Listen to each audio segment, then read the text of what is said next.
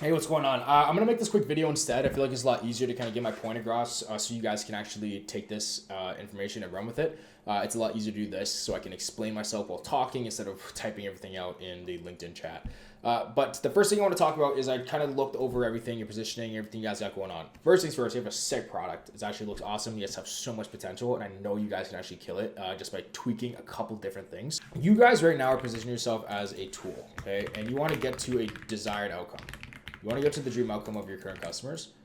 And I'm going to kind of give you a quick rundown of why that is. So when you're dealing with cold traffic, you cannot position yourself as a tool. You can't go out of your way and say, "Hey guys, I actually launched this new platform, this new AI. It's an AI customization layer to your product, so your customers can build software on top of your SaaS, so it can work exactly how you guys want it." So why doesn't this work? Okay, because right now you're just talking about solutions. You're talking about tools. Right? You're not talking about the desired outcome. What is desired outcome? Desired outcome is what they go to bed actually stressing about. What's going on in their Slack messages that they're getting yelled at about? What is something that they literally just cannot stop thinking about, that if somebody were to show up on their doorstep with exactly how-to video, how to solve this problem, or, "Hey, I can do this for you," they want a feeling of relief. And you don't get that feeling of relief if you go to somebody and say, "Hey, I built an AI customization layer to your product so your customers can build software on top of your SaaS." Because that's a solution to a problem that's going to lead us to the dream outcome. But when people read this, it's all future language, right? All you're doing is describing what it is, right? Not what it does for me, not what it does for my business, not what it does for my family, not what it does to make me feel better. So when I read this, all I think in my head is a nice to have, right? Unless I'm already problem aware of the solution that's going on, right? So I'm gonna show you the customer journey. This is where your customers are, right? This is when they buy from you, okay? Majority of the times they're here and they're here. This is the tiny percent, maybe the 1% of the 100 people you talk to, the 1 to 3% that you talk to, and you call out a pain point, like, "Are you going through this?" They're going to say yes. Everybody else is up here. Everybody else is up here. So you're just going to have the small percent of people that you talk to that are actively looking for something that you solve. So when you reach out to them as a solution-based future position, they're going to say yes.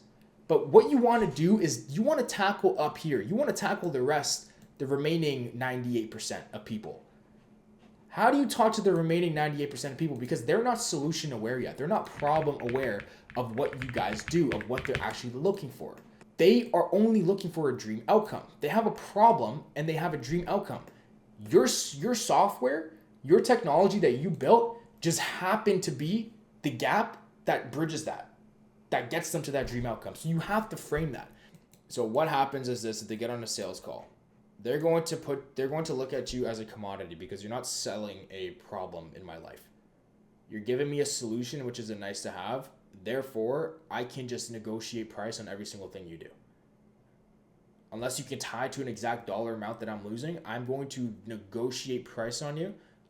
And if I don't buy from you, I'm going to leave the sales call and just ghost you because there's no urgency at all to buy. There's absolutely zero urgency. There's no reason for me to take action on this.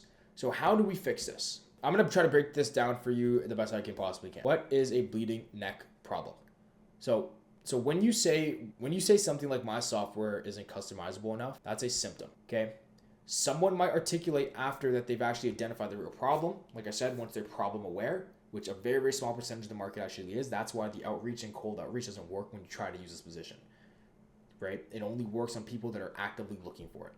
The real problem, their customers are actually losing sleep over. Let's say we're losing enterprise deals because our buyers says our software doesn't fit their workflow. This is something that's bleeding neck. They're literally losing millions of dollars for this. Millions of dollars. Notice something. This is the exactly same company. What you guys do. It is exactly the same thing. One of them solves a $9 a month problem. One of them solves a $1 million problem.